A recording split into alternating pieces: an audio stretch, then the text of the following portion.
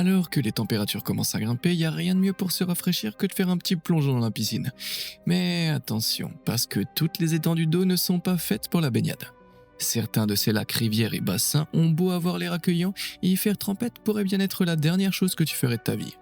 Des magnifiques bassins qui débordent en réalité d'acide, aux trous inondés dont il est impossible de s'échapper. Plongeons à la découverte de quelques lieux de baignade dont il vaut mieux s'approcher avec prudence, et d'autres où il ne faut surtout pas s'approcher du tout.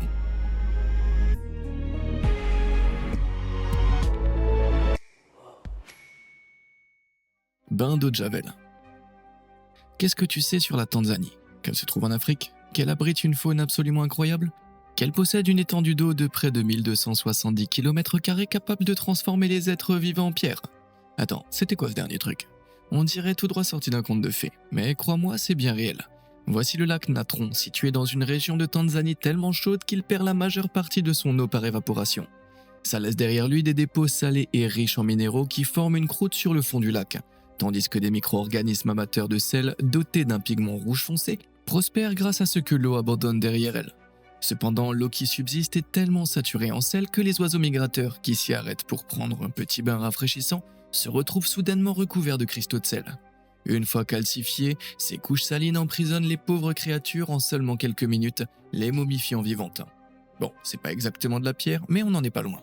Et c'est même pas le pire. Le socle rocheux riche en sodium et en minéraux rend l'environnement du lac Natron extrêmement alcalin, ce qui signifie que l'eau affiche ici un pH de 10 lors d'une journée normale et un pH de 12 lorsque sa température atteint les brûlants 60 degrés Celsius. Donc, dans les pires conditions, faire trempette dans ce lac reviendrait à nager dans de l'eau de Javel brûlante, avec à la clé de graves brûlures alcalines. C'est quelque chose qu'un groupe de photographes animaliers a horriblement découvert à ses dépens en 2007. Alors qu'ils survolaient le lac, leur pilote d'hélicoptère s'est désorienté et s'est écrasé. Les substances chimiques présentes dans l'eau ont immédiatement commencé à leur irriter les yeux, les aveuglant pratiquement tout en leur brûlant lentement la peau. Mais miraculeusement, ils ont réussi à supporter la douleur et ont parcouru tant bien que mal 3,2 km dans les eaux peu profondes jusqu'à la terre ferme la plus proche. Heureusement, ils se sont tous complètement rétablis, mais s'ils s'étaient écrasés beaucoup plus loin, ou si la journée avait été encore plus chaude, l'histoire aurait pu connaître une fin tragique. Échappée de justesse. Pendant les étés caniculaires du Texas, les enfants des environs de Wimberley n'aimaient rien de plus que de jouer dans le ruisseau local, qui mène à une source appelée le puits de Jacob. Les sources comme celle-ci sont généralement petites et peuvent permettre de prendre une photo plutôt sympa comme celle-ci si elles ont juste la bonne profondeur. Mais l'ouverture de cette source, qui mesure environ 3,7 mètres de diamètre, paraît étrangement immense, comme si quelqu'un avait perforé la roche et avec une chute verticale d'environ 9 mètres, on dirait l'endroit parfait pour faire une bombe ou 6. Mais quelque chose de sombre se cache au fond du puits. Quelque chose qui a coûté la vie à de nombreuses personnes ayant plongé trop profondément. Pas un monstre, Dieu merci, du moins à notre connaissance. En réalité, le puits de Jacob est une source karstique faisant partie d'un réseau de grottes sous-marines. Après la chambre principale, située à environ 9 mètres de profondeur, la cavité continue vers le bas jusqu'à une série de tunnels et de chambres séparées par d'étroits passages. Et ce, jusqu'à atteindre une profondeur moyenne d'environ 37 mètres, avec des grottes et tunnels adjacents qui s'étendent sur plus de 1,4 km. Et ça, ce ne sont que les grottes qui ont déjà été explorées. Ce réseau complexe attire des plongeurs spéléologues et des apnéistes venus du monde entier. Et c'est précisément là que réside le principal danger lorsque l'on se baigne dans le puits de Jacob. Certaines entrées menant vers d'autres tunnels sont tellement étroites que les plongeurs doivent retirer leur bouteille d'oxygène pour réussir à s'y faufiler. Il suffit d'un seul faux mouvement pour que leurs bouteilles disparaissent dans les profondeurs obscures des cavernes en contrebas. Plus d'une douzaine de plongeurs ont perdu la vie de cette manière dans le puits de Jacob. Et comme si ce n'était pas déjà assez terrifiant, en 2015, Diego Adame faisait de l'apnée dans la grotte, c'est-à-dire qu'il plongeait sans bouteille d'oxygène, en comptant uniquement sur la capacité de ses poumons et sa pure force mentale. Il était descendu à environ 30 mètres de profondeur, se faufilant dans des passages incroyablement étroits, quand soudain, il a perdu une palme.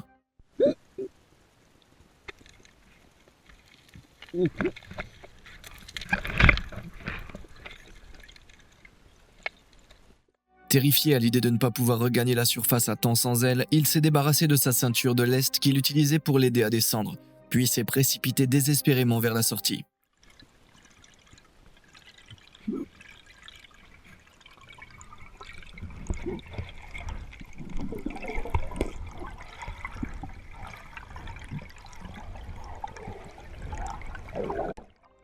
Miraculeusement, Diego est parvenu à remonter à la surface juste à temps, mais s'il avait été ne serait-ce qu'un peu plus profond ou s'il n'avait pas réussi à se débarrasser de sa ceinture, l'histoire aurait pu être très différente. Ouais, je suis le seul dont le cœur s'est mis à battre un peu plus vite là. Sérieusement, entre rester coincé dans une grotte sous-marine et être ébouillanté vivant dans un lac rempli d'eau de javel, je sais vraiment pas quel sort serait le pire. Et toi, t'en penses quoi? Pour le bain d'eau de javel, appuie sur le bouton j'aime et pour l'échappée de justesse, abonne-toi. C'est fait? Parfait, super. Bon, grande inspiration, quel cauchemar aquatique nous attend maintenant? Le labyrinthe sous-marin. Dis-moi un truc. Combien de fois est-ce que t'as plongé dans une piscine, commencé à nager, puis tu t'es perdu? Pas très souvent j'espère, mais pour ceux qui sont assez courageux pour s'aventurer dans le gouffre d'Eagle Nest, c'est une possibilité bien réelle. Situé sur la côte de Floride, Eagle Nest est un gouffre effondré qui, à première vue, ressemble à une piscine secrète parfaitement dissimulée du reste du monde. Parfois ses eaux sont parfaitement limpides, tandis qu'à d'autres moments elles sont presque noires, teintées par des pigments naturels appelés tanins provenant de la végétation environnante. Mais peu importe à quoi ressemble l'eau en surface, dès qu'on passe en dessous, le niveau de danger monte à 11. Parce qu'il ne s'agit que de l'entrée d'un immense réseau de grottes et de tunnels immergés, dont certains descendent jusqu'à 94 mètres de profondeur et s'étendent sur plus de 1,6 km, le tout dans l'obscurité la plus totale. C'est un endroit très prisé des plongeurs spéléologues, qui semblent éprouver une sorte de plaisir psychopathe à l'idée de voyager sous terre, sous l'eau, tout en étant pratiquement aveugles. Et comme si ça ne suffisait pas, parce qu'une partie d'eux sont incroyablement courageux, soit complètement dérangés, et veulent repousser les limites de l'exploration, ils tentent de cartographier des grottes et tunnels encore inexplorés. Le problème, c'est qu'il est très facile de perdre ses repères et de se perdre là-dedans, surtout dans le noir complet, quand tous les rochers autour de toi se ressemblent à la lumière d'une lampe torche. Ainsi, certains plongeurs et nageurs un peu trop ambitieux se sont tellement perdus qu'ils ne sont jamais parvenus à remonter à la surface. Depuis 1981, au moins 13 plongeurs ont succombé au destin absolument terrifiant. Ça a pris de telles proportions que des panneaux comme celui-ci ont été installés dans la grotte pour tenter de dissuader les nageurs un peu trop enthousiastes de continuer plus loin et de se perdre. Pas besoin de me dissuader la Floride, parce que, coup de bol pour toi, je suis un énorme trouillard. Noir, c'est noir. De l'autre côté de la mer du Nord, au Royaume-Uni, on trouve un autre lac à la beauté trompeuse dans une ancienne excavation creusée dans la campagne du Derbyshire. Voici les magnifiques eaux bleues du bien nommé Blue Lagoon, ou du moins, elles l'étaient autrefois. En 2013, puis à nouveau en 2020, les autorités locales ont teint l'eau en noir pour tenter de dissuader les habitants trop enthousiastes d'y piquer une tête. Mais pourquoi?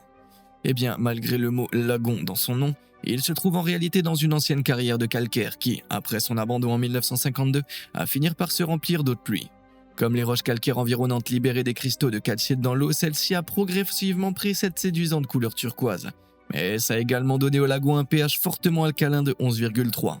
Sachant que l'ammoniac a un pH de 11,5 et que l'eau de javel tourne autour de 12, la dernière chose que tu as envie de faire, c'est de te baigner dans ces eaux. À ce niveau-là, l'eau provoque des irritations cutanées, des problèmes digestifs et même des brûlures chimiques. Mais ça n'a pas suffi à empêcher les gens de s'y baigner, surtout pendant le confinement. Malgré les montagnes de déchets dans l'eau, les animaux morts et un panneau d'avertissement absolument impossible à rater, on trouve encore des gens prêts à risquer une petite baignade dans ce trou. Enfin, je sais que les piscines publiques n'ont pas forcément la meilleure réputation, mais nager dans de l'eau de javel au milieu des ordures, ça ressemble pas vraiment à une amélioration. L'arme secrète de Yellowstone. Toutes les étendues d'eau mortelle ne sont pas forcément d'une seule couleur, comme le prouve la Grand Prismatic Spring du parc national de Yellowstone. Située dans le bassin de geyser de Midway, c'est la 3e plus grande source chaude naturelle au monde, avec un diamètre de 113 mètres.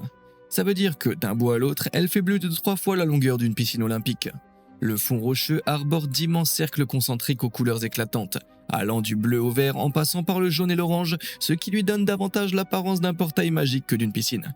Mais y a rien de magique là-dedans. Tout cela est dû à l'eau chauffée par géothermie qui jaillit du centre de la source et peut atteindre la température presque bouillante de 87 degrés Celsius. Lorsque cette eau se répand vers l'extérieur, elle refroidit, permettant à différents anneaux de bactéries adaptés à certaines températures de s'y développer, dans des eaux allant de 55 à 87 degrés Celsius. Ça reste quand même sacrément chaud, hein. Genre brûlure au 3e degré. Mais même si les brûlures sont le cas d'été soucis dans cette zone, en 2016, un touriste visitant les sources de Yellowstone lorsque sa sœur et lui, malgré tous les panneaux d'avertissement, ont décidé de s'aventurer dans une zone interdite, ils avaient prévu de piquer une tête dans un bassin chaud à l'abri des regards discrets. Mais alors qu'il vérifiait la température de l'eau, il a accidentellement glissé et est tombé dedans. Il s'est débattu désespérément mais n'a pas réussi à sortir. Sa sœur a essayé de le tirer hors de l'eau, mais comme celle-ci atteignait la température brûlante de 93 degrés Celsius, elle a subi de graves brûlures et n'a pas pu l'aider. Comme il s'était éloigné du sentier, les secours sont arrivés beaucoup trop tard. Un orage a contraint les secours à interrompre la tentative de récupération de sa dépouille et ils ont prévu de revenir le lendemain. Mais comme l'eau de cette zone est également légèrement acide et qu'elle est incroyablement chaude, lorsqu'ils sont revenus le lendemain, le corps s'était dissous. Ouais, je crois que je vais me contenter d'un jacuzzi classique, merci. Chaud et haut. Bon, on a donc établi que sortir des sentiers battus pour essayer de se baigner dans des bassins naturellement brûlants n'est clairement pas une bonne idée. Mais j'ai comme l'impression que le message n'est pas encore parvenu à tous les adeptes de baignade à poil qui aiment prendre des risques. Alors on va examiner un exemple encore plus extrême de source qui pourrait littéralement te tuer si tu décidais d'y mettre les pieds. Pour ça, direction l'Islande, un pays célèbre pour ses paysages volcaniques actifs et ses sources d'eau chauffées par géothermie. C'est ici qu'on trouve un petit bassin à l'apparence plutôt inoffensive, situé à côté de la rivière Uvita. Tout est parfaitement paisible, mais environ toutes les 10 minutes, quelque chose vient troubler cette tranquillité.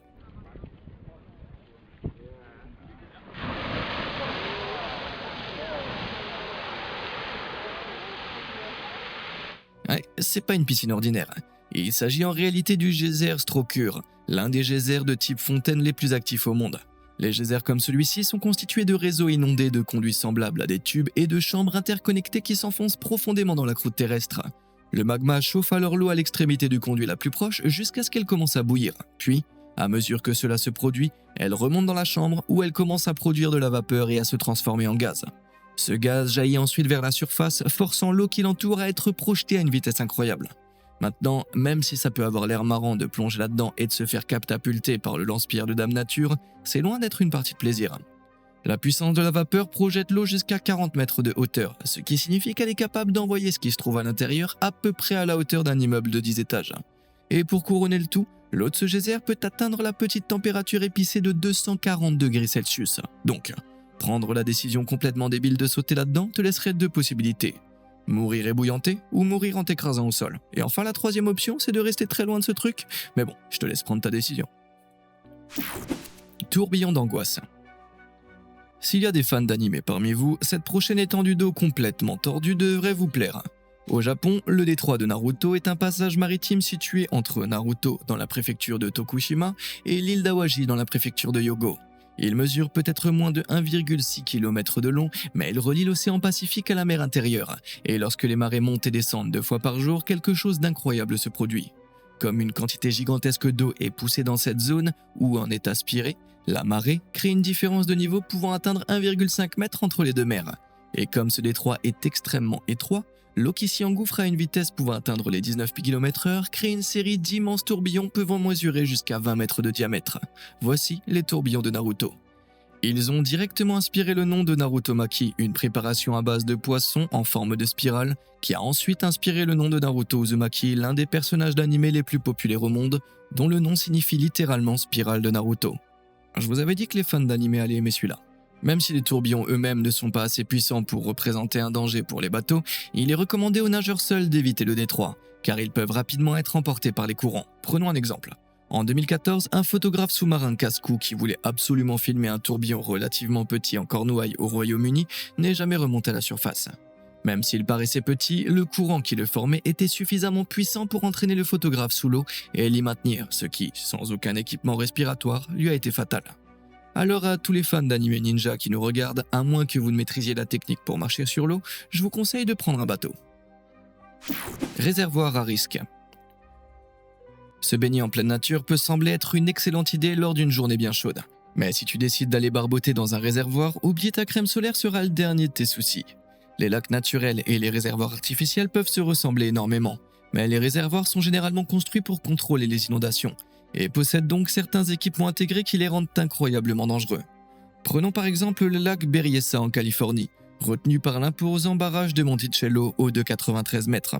Le réservoir s'étend sur plus de 25 km et lorsqu'il est plein, peut atteindre 84 mètres de profondeur. Mais si de fortes pluies menacent de faire dépasser ce niveau et de faire déborder l'eau par-dessus le barrage, l'arme secrète de Berryessa entre en action. Voici un déversoir en forme de bouche ouverte de plus de 22 mètres de diamètre, connu localement sous le nom de trou de la gloire. Sérieux les Californiens? Ouais. Eh bien, ce trou de la gloire canalise l'eau dans une chute de 61 mètres jusqu'à la base du barrage, où son diamètre se réduit à environ 2,4 mètres. Grâce à cette conception, le déversoir peut évacuer au maximum près de 1360 mètres cubes d'eau par seconde. Ça représente un peu moins de la moitié de toute l'eau contenue dans une piscine olympique, ce qui signifie que lorsqu'il fonctionne, il génère un courant absolument monstrueux. Mais malgré les avertissements et même une zone interdite d'accès, ça ne suffit pas à empêcher certains nageurs de tenter leur chance. En 97, après de fortes pluies, une femme a décidé de tester son courage en ignorant tous les avertissements et en nageant à proximité du Glory Hall. Incapable de lutter contre le courant, elle a rapidement été entraînée vers l'ouverture. Réalisant son erreur, elle s'est agrippée au bord et a réussi à tenir bon. Mais le Glory Hall se trouve à plusieurs kilomètres des secours les plus proches, et après 20 minutes, elle a fini par lâcher prise et a été aspirée vers le fond. Ouais, il n'y a aucune chance de survivre à un truc pareil. Mais malgré la gravité d'histoires comme celle-ci, elles ne suffisent pas à dissuader certaines personnes, comme ces deux pêcheurs du réservoir de Lady Bower au Royaume-Uni, qui semblent manifestement avoir des envies suicidaires. Contrairement à Barriessa, Lady Bower possède non pas un, mais deux déversoirs en forme d'entonnoir affectueusement surnommés les trous de vidange. Chacun mesure 24 mètres de diamètre et possède un conduit de chute de 20 mètres qui rejette l'eau dans la rivière de l'autre côté du barrage à travers une grille. Leur chute est peut-être moins longue que celle de Barriessa, mais avec toutes ces marches de pierre décalées, je dirais que de se faire aspirer dans cette gueule aquatique ferait sacrément plus mal. La société qui gère le réservoir autorise les gens à y pêcher, à y naviguer et à s'y baigner, mais conseille à tout le monde de rester à l'écart des déversoirs, une consigne que ces deux pêcheurs débiles n'ont visiblement jamais reçue. Heureusement, aucun décès lié à l'un ou l'autre de ces trous de vidange n'a été enregistré jusqu'à présent. Personnellement, je vote pour que ça reste comme ça, en évitant tout simplement de nager dans des étendues d'eau avec des trous géants au milieu. Le grand trou. Avec beaucoup de ces lacs, il peut être difficile de comprendre au premier coup d'œil ce qui les rend exactement dangereux. Mais le problème ne se pose pas avec le bien nommé Grand Trou d'Afrique du Sud. Autrefois connu sous le nom de mine de Kimberley, il s'agissait d'une mine de diamants à ciel ouvert. Lorsque les travaux ont commencé ici en 1871, les excavations se sont poursuivies jusqu'à ce que la fosse elle-même mesure plus de 457 mètres de large et 241 mètres de profondeur. Ce qui signifie qu'elle atteignait 85e de la hauteur du Chrysler Building en profondeur. À mesure qu'elle s'enfonçait, le seul moyen pour les mineurs d'entrer et de sortir était d'emprunter une série de téléphériques à faire froid dans le dos qui descendaient jusqu'à la zone exploitable de la mine. Mais en 1914, après l'extraction de près de 20 millions de tonnes de roches et plus de 2,7 tonnes de diamants, l'exploitation de la mine a cessé. Les pompes à eau installées au fond pour empêcher le trou d'être inondé ont été retirées et l'eau a naturellement rempli jusqu'à la nappe phréatique. Une partie du trou a été remblayée, laissant aujourd'hui une profondeur finale d'environ 215 mètres avec 41 mètres d'eau au fond du grand trou. Entourées de parois rocheuses abruptes, ces parois sont pratiquement impossibles à escalader, comme l'a découvert un pauvre chien malchanceux en 2013. Le pauvre toutou était accidentellement tombé dans le trou et pendant plusieurs jours, il a désespérément nagé d'un côté à l'autre dans l'espoir de trouver une issue au milieu de ces parois rocheuses à pic. Finalement, des passants l'ont repéré avant de lui lancer un peu de nourriture et d'alerter les secours. Mais les secouristes hésitaient à intervenir. Les parois de la mine sont extrêmement instables et ils ne disposaient pas de cordes suffisamment longues pour y faire descendre quelqu'un. Ils ont tenté à plusieurs reprises, sans succès, de sortir ce chien de là. Mais ce n'est qu'au 8e jour, lorsqu'une équipe de 7 personnes est descendue dans la fosse avec un système de cordes et de poulies, qu'ils ont finalement réussi à hisser le toutou hors du trou. Donc, à moins que tu sois très doué pour faire du surplace puis escalader sans aucune aide une paroi rocheuse presque verticale sur 174 mètres, je te déconseille de plonger dans ce piège mortel. La vie est une plage. Ouais, regardez-moi cet endroit. Eau bleu vif, sable doré, ciel azur, c'est littéralement la plage parfaite, idéale pour se baigner, pas vrai ? Mais attendez, pourquoi est-ce que les gens barbotent dans ce minuscule bassin d'eau au lieu d'aller profiter de l'océan ? Parce qu'ils sont intelligents, voilà pourquoi. Vous voyez ici la plage de Anakapiai, située entre l'île hawaïenne de Kauai. Malgré son décor de carte postale, c'est l'une des plages les plus meurtrières au monde. Et de nombreuses personnes, on estime leur nombre à près de 100, ont été emportées au large au fil des années sans ne jamais revenir. Des panneaux de fortune avertissent de ce danger, mais les touristes refusent toujours d'écouter. Après tout, ça n'a pas l'air si dangereux que ça, au premier abord. Mais contrairement à la plupart des plages de la côte de Kauai, il n'y a pas de grande barrière de corail devant celle-ci. Il n'y a donc rien pour empêcher les puissants courants océaniques de venir frapper la plage de plein fouet et de déferler au-dessus et d'entraîner au large les touristes qui ne se doutent de rien. Et en plus, il n'y a aucun maître nageur ici, donc si tu te fais emporter au large, t'es livré à toi-même. Rappelez-moi de ne plus jamais retirer mes brassards. Couleur trompeuse. Beaucoup d'étendues d'eau naturelles peuvent sembler irrésistibles grâce à leurs couleurs incroyables. Mais même si elles ne sont pas toujours bleues, Le lac Hillier, en Australie par exemple, est célèbre pour ses eaux d'un rose éclatant. Situé directement sur la côte de Middle Island dans le pays, ce lac de 610 mètres de long est séparé de l'océan par une minuscule bande de terre et son rose est tellement vif qu'on pourrait presque croire qu'il est faux. Ces eaux extrêmement salées doivent leur couleur à un mélange de bactéries et d'algues rouges qui y vivent. Toutes deux contiennent un carsténoïde rouge, des pigments qui les aident à se protéger des environnements extrêmes, comme cette très forte concentration en sel. Mais malgré toute cette quantité de sel, l'eau n'est pas dangereuse, sauf si elle est ingérée en grande quantité. Bref, c'est le paradis rose des influenceurs, espérons simplement qu'ils n'essayent pas d'en boire pour récolter quelques likes. De l'autre côté du globe, il existe un autre lac coloré dans lequel je suis sûr qu'un paquet d'influenceurs rêverait de se prendre en photo en train de nager.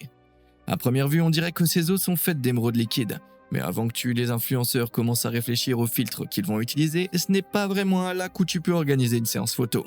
Pour commencer, il se trouve dans le cratère d'un volcan actif au Mexique, et il est connu sous le nom de El Chichón. À la suite de son éruption catastrophique en 1982, le cratère du volcan atteint aujourd'hui environ 128 mètres de profondeur, même si la profondeur du lac lui-même varie. Une série de sources brûlantes acheminent des eaux souterraines depuis le fond du cratère jusqu'au lac, mais ces eaux ne sont pas dangereuses uniquement parce qu'elles sont chaudes. Elles contiennent également des gaz volcaniques mortels provenant du magma situé en dessous, comme du dioxyde de soufre, du sulfure d'hydrogène, du chlorure d'hydrogène et du fluorure d'hydrogène. Ceux-ci ne donnent pas seulement au lac sa couleur verte éclatante, ils la rendent également l'eau acide, genre vraiment acide. Après l'éruption de 1982, le lac qui s'est formé dans le cratère l'année suivante affichait un pH de 0,5. Pour te donner une idée, c'est le même niveau que l'acide d'une batterie, sauf que ses composés sulfuriques le rendent encore plus mortel. Alors si tu cherches un décor pour Insta, je te conseille d'aller voir ailleurs, à moins que tu ne veuilles que tes abonnés suivent toute ta convalescence à l'hôpital en story. La Grande Fosse. Si tu visitais Butte, une ville du Montana, tu remarquerais qu'elle ressemble à n'importe quelle autre ville américaine typique, jusqu'à ce que tu aperçoives cette fosse de 1,6 km de long sur 800 mètres de large qui se cache à sa périphérie. Avec ses quelques 543 mètres de profondeur remplie d'un liquide brun rougeâtre qu'on ne peut qualifier que de sinistre, voici la fosse de Berkeley. Il s'agissait d'une mine de cuivre à ciel ouvert creusée dans les années 50, mais elle a fermé à peine 30 ans plus tard, en 1982 lorsque sa rentabilité a touché le fond. Les pompes qui empêchaient les eaux souterraines de pénétrer dans la fosse ont été arrêtées et celle-ci a été laissée à l'abandon pour se remplir d'eau. Cependant, l'eau qui la remplit s'est chargée de produits chimiques et de métaux provenant des roches environnantes comme de l'arsenic, du cadmium, du zinc et de l'acide sulfurique, ce qui lui a donné cette couleur inquiétante. Mais ce n'est pas tout. Un peu plus tard, en 1995, un groupe de 342 oies des neiges en pleine migration est descendu se poser sur le lac pour échapper à un grain. Mais ce qu'elles ignoraient, c'est que le lac avait un pH de 2,5, ce qui signifie qu'il était acide. Même si son acidité n'était à peu près l'équivalente que celle d'un jus de citron, les pauvres oiseaux ont tous été retrouvés morts le lendemain, les corps entièrement couverts de brûlures. Cet incident choquant a poussé le Montana à traiter l'eau de la fosse, mais elle reste incroyablement toxique, à tel point que le programme de protection des oiseaux aquatiques de la fosse de Berkeley a été créé pour empêcher les oiseaux de venir s'y poser. Et vous savez ce qu'on dit, même si les oiseaux refusent de se mettre à l'eau, alors toi non plus tu devrais pas... Bon bref, littéralement personne n'a jamais dit ça, mais le message reste le même. Ne va pas te baigner dans la grande fosse toxique. Bon, après tout ça, je pense pas avoir besoin de mon moule bite de sitôt. Est-ce que l'une de ces étendues d'eau terrifiantes t'a dégoûté de la baignade à vie? Dis-le moi dans les commentaires ci-dessous, et comme d'habitude et jusqu'à la prochaine fois, merci de nous avoir suivis.